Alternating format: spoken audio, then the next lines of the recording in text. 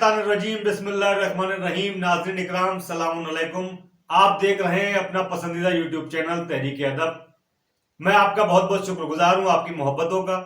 اسی طرح سے ہمارے چینل کو دیکھتے رہیں، سبسکرائب کریں، شیئر کریں ہماری ویڈیو کو، جس میں ہم بات کر رہے ہیں قبلہ محترم عالی جناب مولانا تنظیم حسین زیدی صاحب سے۔ آئیے مزید معلومات کے لیے رجوع کرتے ہیں عالی قدر عزت مآب مولانا سید تنظیم حسین زیدی صاحب کی طرف اور اپنے علم میں اضافہ کرتے ہیں۔ قبلہ محترم السلام علیکم۔ وعلیکم السلام ورحمۃ اللہ وبرکاتہ۔ ناظرین، ہمارا بیان پیغمبر اسلام کی وہ محترم اور معظم بیوی جس کو اللہ کا رسول بہت چاہتا تھا، جسے ملکۃ العرب کہا جاتا ہے، جس کو خدیجۃ الکبریٰ کے نام سے یاد کیا جاتا ہے، وہ خدیجہ کہ جس کے بغیر پیغمبر کو چین نہیں پڑتا تھا۔ جب تک خدیجۃ الکبریٰ حیات رہی، پیغمبر اسلام نے کوئی شادی نہیں کی، لیکن جو سکون پیغمبر کو شہزادی خدیجۃ الکبریٰ کی زندگی میں ملا، وہ سکون بہت سی شادی کرنے کے بعد بھی اللہ کے رسول کو نہیں میسر ہوا۔ اسی لیے جب تک حیات رہا اللہ کا رسول خدیجہ کو یاد کرتا رہا۔ خدیجہ وہ بیوی ہے، میں نے پچھلے بیان میں کہا تھا کہ رشتہ جو ہے وہ خدیجہ کی طرف سے گیا، پیغمبر کی طرف سے نہیں۔ رشتے کے بارے میں 3 روایتیں ہیں۔ ایک روایت یہ ہے کہ خدیجہ نے رشتہ اپنی سہیلی نفیسہ کے ذریعے بھجوایا۔ دوسری روایت یہ ہے کہ خدیجہ نے اپنا رشتہ خود دیا پیغمبر کو۔ اور تیسری روایت یہ ہے کہ خدیجہ نے اپنا رشتہ اپنے چچا زاد بھائی ورقہ کے ذریعے بھجوایا۔ پہلی روایت پیغمبر اسلام کے پاس جو رشتہ پہنچا وہ نفیسہ کے ذریعے۔ نفیسہ کون ہے؟ جناب خدیجۃ الکبریٰ کی سہیلی ہے، اور صرف سہیلی نہیں ہے، ہمراز بھی ہے۔ ایک روز پیغمبر اسلام جا رہے تھے، راستے میں نفیسہ مل گئی۔ نفیسہ نے پیغمبر سے پوچھا، محمد کیا تمہاری شادی ہو گئی؟ کہ نہیں، ابھی شادی تو نہیں ہوئی۔ کہا تم شادی کرنا چاہتے ہو؟ تو پیغمبر اسلام نے فرمایا، کون جوان ایسا ہے شادی نہیں کرنا چاہتا؟ کہا تمہارا رشتہ کہیں طے ہو گیا ہے؟ کہ نہیں، میرا رشتہ بھی طے نہیں ہوا۔ کہا کیا تم کسی لڑکی کو چاہتے ہو؟ کہ ایسا بھی نہیں ہے۔ کہا پھر تم شادی کرنا چاہتے ہو، کہو تو لڑکی میں بتاؤں۔ کہا بتائیے۔ تو اس نے جناب خدیجۃ الکبریٰ کا نام لیا۔ پیغمبر علیہ السلام نے فرمایا ان کے پاس تو جو رشتہ جاتا ہے اسے منع کر دیتی، اس لیے کہ خدیجہ کے پاس جتنے رشتے جاتے تھے انکار کی قینچی سے قطع کر دیا کرتی، سارے رشتے ختم ہو جاتے تھے، منع کر دیتی۔ لہذا پیغمبر نے وہی کہا کہ ان کے پاس جو رشتہ جاتا ہے اسے منع کر دیتی۔ کہا نہیں، تمہارے لیے تمہارے رشتے کو منع نہیں کریں۔ پیغمبر نے سنا، نفیسہ کو کوئی جواب نہیں دیا، اور پیغمبر اسلام واپس آئے۔ آنے کے سیدھے چچا کی خدمت میں آئے، اور چچا کی خدمت میں آنے کے بعد کہا، چچا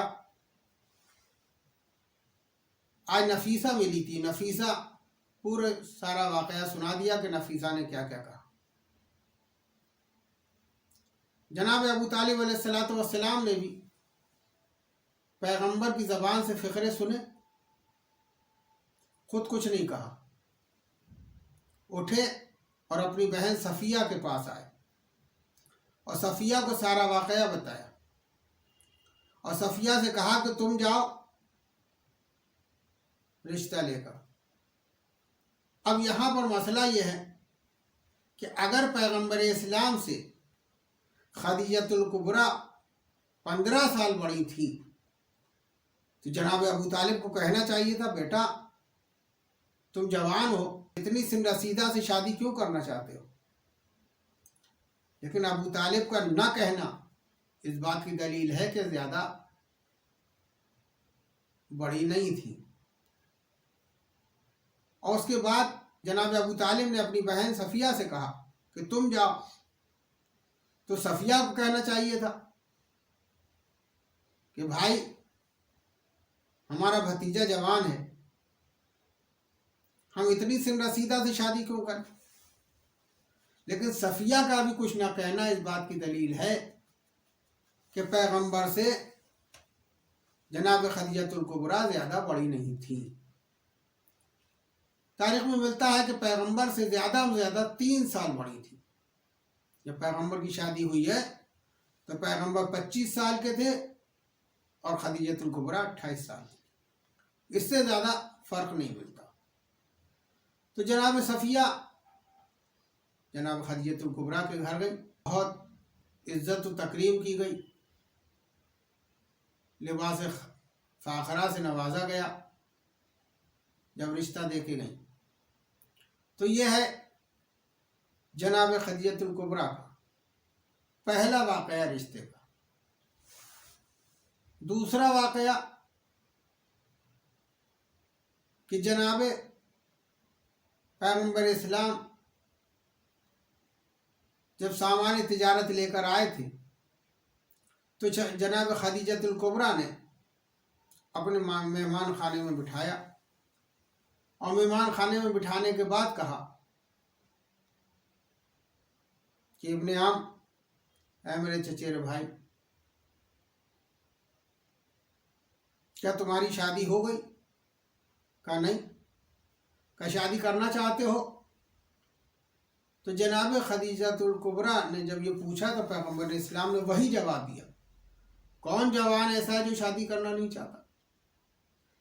کہا تم نے کوئی لڑکی دیکھ رکھی ہے؟ کہا نہیں۔ کہا کسی لڑکی کو چاہتے ہو؟ کہا ایسا بھی نہیں ہے۔ جناب خدیجۃ الکبریٰ نے فرمایا کہ میں نے تمہارے لیے ایک لڑکی دیکھی، آپ کہو تو اس کے ساتھ شادی کر لیں۔ جناب پیغمبر اسلام نے فرمایا وہ لڑکی کون ہے؟ تو جناب خدیجۃ الکبریٰ نے کہا وہ طاہرہ ہے، صفات بیان کی، اور وہ صفات جو خدیجۃ الکبریٰ کے خود کے صفات تھے وہ بیان کی۔ تو خدیجۃ الکبریٰ کے زبان سے جب یہ سنا، اب سوال یہ پیدا ہوتا ہے کہ پیغمبر اسلام کون ہے؟ پیغمبر ہیں معصوم، اور پیغمبر کے سامنے تقریر معصوم، یعنی پیغمبر کے سامنے کوئی بات کہی جائے، معصوم کے سامنے کوئی بات کہی جائے اور وہ خاموش رہے، تو اس کا مطلب یہ صحیح ہے۔ معصوم غلط بات برداشت نہیں کرتا۔ جیسے جب جناب خدیجۃ الکبریٰ نے کہا تھا کہ وہ طاہرہ ہے، وہ مطہرہ ہے، وہ زکیہ ہے، وہ عالمہ ہے، تو پیغمبر اسلام اگر یہ صفات نہیں تھی خود خدیجۃ الکبریٰ میں تو پیغمبر کو کہنا چاہیے تھا کہ یہ صفات تمہارے نہیں ہیں۔ لیکن پیغمبر کا خاموش رہنا اس بات کی دلیل، جتنی صفتیں تھیں یہ سب خدیجۃ الکبریٰ میں موجود تھی۔ اور ایک لقب اور دیا، یہ جو ملکۃ العرب کا لقب تھا یہ پیغمبر نے دیا ہے خدیجہ کو کہ تم تو ملکۃ العرب ہو۔ جب پیغمبر نے پوچھا یہ صفات کس کی ہیں تو خدیجۃ الکبریٰ نے فرمایا کہ جو آپ کے سامنے بیٹھی۔ تو پیغمبر نے فرمایا آپ تو ملکۃ العرب ہیں۔ کہنے کا مطلب یہ تھا کہ آپ اتنی دولت مند، اور میرے پاس آپ کے سامنے کوئی دولت نہیں بظاہر دنیا۔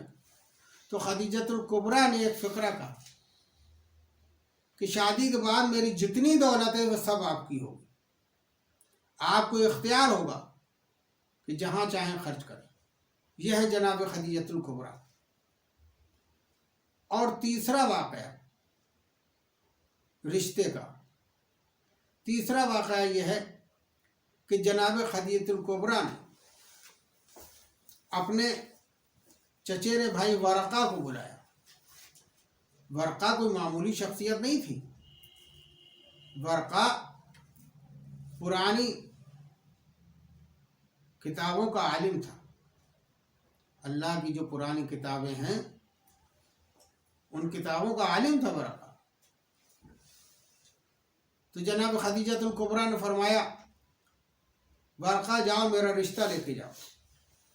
تو ورقہ نے ایک فقرہ کہا، بی بی میں شادی کرا تو دوں گا لیکن مجھے اس کے عوض میں انعام کیا ملے گا؟ اب آپ سوچئے، جو بی بی ملکۃ العرب کہلاتی ہو اس کے بعد دولت کی کیا کمی تھی؟ تو خدیجہ نے کہا جو چاہو، لیکن ورقہ کوئی معمولی شخصیت کا نام نہیں تھا۔ ورقہ نے مال دنیا نہیں مانگا۔ ورقہ کا بی بی وعدہ کرو کہ شادی میں کرا دوں گا تو میدان محشر میں میری شفاعت کی ذمہ داری لو۔ بی بی نے وعدہ کر لیا۔